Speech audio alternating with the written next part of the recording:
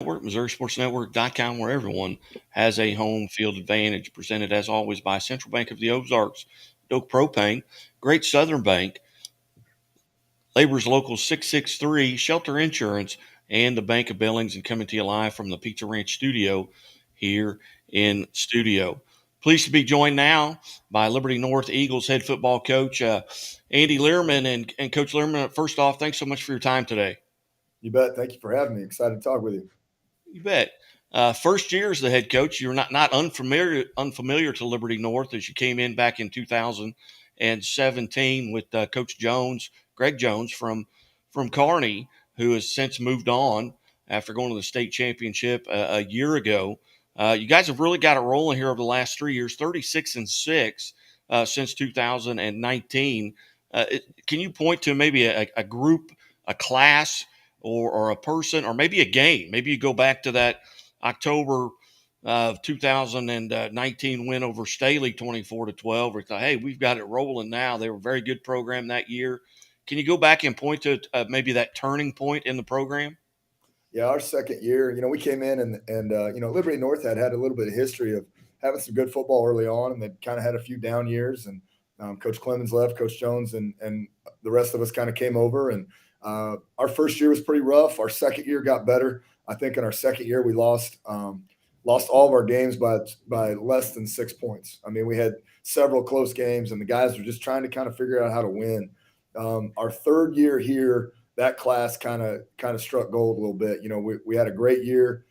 We had some big wins. We beat teams that we hadn't early on and kind of got over the hump of those things. That class was the first group we'd had for our first full 3 years. So we'd had them since they were sophomores, and we kind of started ingraining the culture into them, and they understood how important the weight room was to us, important to doing the right things and practicing the right way. And man, that group just kind of took it and ran with it. And we've always felt like that second year here, that group kind of figured out, but our third year, that class, that senior class, really did a tremendous job. And they've kind of just taken it and ran with it from then. The kids have just from year to year just picked it up and carried it forward and continued to move it forward. And the success just kind of speaks for itself. 11-2 a year ago, finished second in the state. Coach Jones takes a job at Oregon, so goes a long way from his hometown in Louisiana. Yes, sir. You step in and announced on March 23rd of 2022 that you would be the head coach, and now you've continued that. You've got it rolling. Tell us a little bit about your team this year. Yeah, so we're a super experienced group. Coach and I joke, we talk pretty often still, and he jokes with me that he didn't leave the cupboard bared for me. So, obviously we've got some great kids.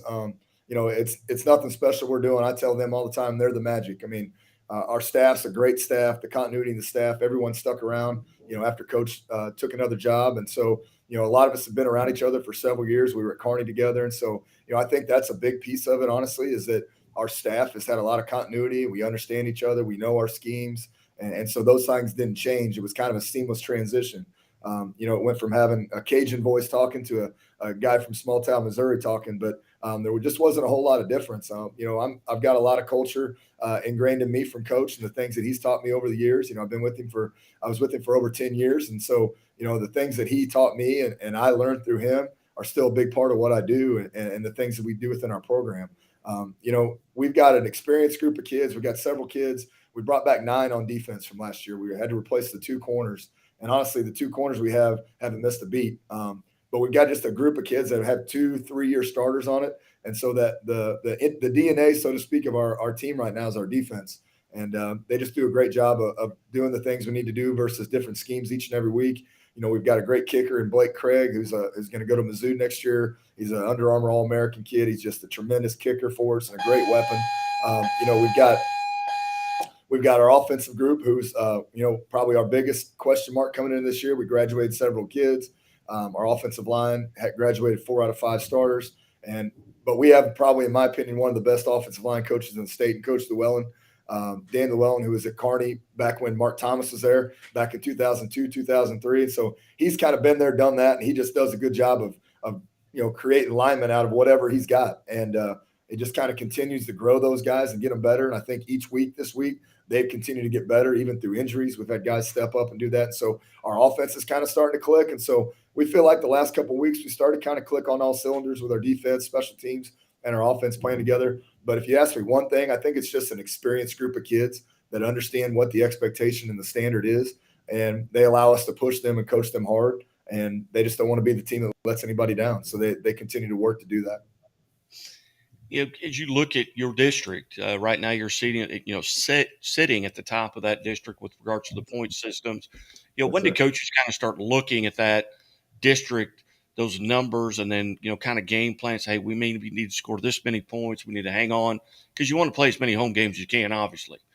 Yeah, so here in Kansas City, especially in the metro, we end up playing a lot of the same teams we play in conference. So for us, you try not to look too much at those district standings, but you also understand some of those teams you play, you might be fighting for seeds. You're going to get the tiebreaker over them if you win. So each game around here is important, just because how the close proximity of everybody that's playing each other. It's a little different than South I-70, where some of those teams, at least Summit North, and those teams kind of come south to play. We're right here in the city and we're going to play each other. And so, whether it's a conference game or just a non-conference game, our games are all important. And so we kind of try to keep an eye on that district standings just to kind of get a feel for, hey, how's this going to work out? What's it going to look like if we win or lose this game? Obviously, we don't make it a focal point, but as a coach, you're kind of looking at that, getting an idea each and every week. A prime example of that was a couple weeks ago playing Rockhurst. I mean, they're in our district, and obviously they've got a very tough schedule. And so no matter what their record might be, their strength of schedule may bump them up a little bit. They're playing Bentonville, Arkansas, and Bishop Miege out in Kansas. And so you're trying to get a win over those guys, not only to win the game, but you also understand that they may end up being the second or third seed, whatever it might be. And there's a chance that you're going to be able to hop them if you have a tiebreaker over them. As you look at this point in your season, and everybody's got bumps and bruises and things like that, but are you relatively healthy overall? And we're just starting to get healthy. Week one, we have a defensive end, Javon Smith, who's going up against Cade Green, the big offensive tackle at Lee Summit North, and ended up getting a separated shoulder. And so he's been out several weeks. He's a Division I defensive end at 6'4", 240. He's just a great player for us, and he's finally getting back to where he might have a chance this week and possibly next week to kind of get back in the lineup. We had a lineman get hurt. We've just kind of had some bumps and bruises, and honestly, we've kind of had a little bit of sickness run through our team. So as far as guys getting strep and the flu and that kind of thing. So we've kind of been battling it. We feel like we kind of joke in the office. Hopefully it's kind of all getting over with. So down the home stretch, we'll have an opportunity to be healthy, but we're finally starting to get there. We've got a few guys that are still a little bit banged up, but we're hoping in the next couple of weeks that'll all kind of take care of itself. How much, with Class 6 just being the 32 teams, how much do you pay attention to the area? I mean, to the state of Missouri? You're looking at, what Nix has done. I kind of look at what their numbers, their wins and their kind of turnaround last couple of years have been very similar to Liberty North and what you guys have been able to do here in the recent years. And do you check in on the St. Louis schools? Are you kind of watching the entire state? Yeah, as a coach, I think you do. You just kind of keep an overall view of what's going on because, down the road, depending on how things go, you might run into some of those teams. I know the districts are lined up a little bit different this year, so we're going to see some east side, south side of the state type teams a little bit earlier than we would last year. And so just trying to kind of keep an eye on who those teams are and what they're doing. But as a team, we try to just kind of stay focused on the next game, just like everybody else. Looking right at that next one because we know around here, especially in the metro, each and every week there's somebody that can knock you off if you're not on your A game. And so just trying to kind of stay prepared with the team. But overall, yeah, definitely. I've noticed Nix is doing a great job down there. And, obviously CBC's got a great squad again this year. And so just kind of keeping a bird's eye view, so to speak, of those teams.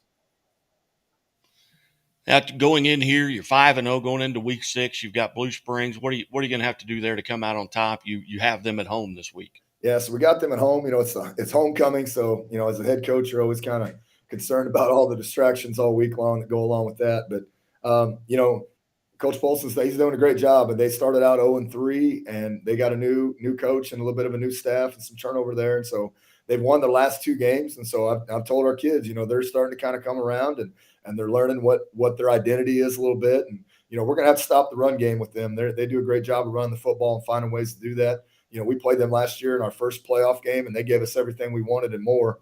It was a heck of a ball game, 34-31, I think. And so our guys understand that they're going to come ready to go. They're going to be well prepared. They've got a couple really good running backs and a pretty good receiver that they put out there.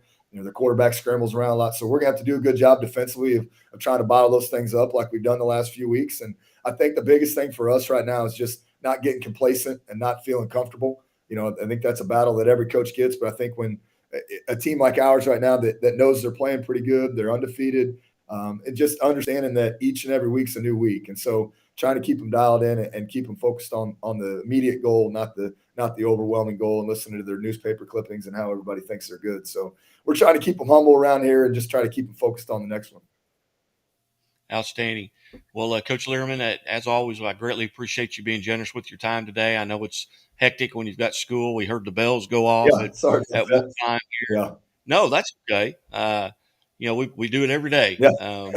with coaches and athletes, so it's not something that's unexpected. But for you to step away and give us 10, 12, 15 minutes of your time, we really appreciate it. Yes, sir. Well, it's been a joy talking to you, and it's awesome the things you're doing for high school sports.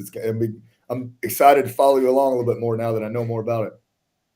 All right, very good. Yes, sir. Again, Liberty North head football coach Andy Lierman here, part of the Missouri Sports Network here on High School Game Day.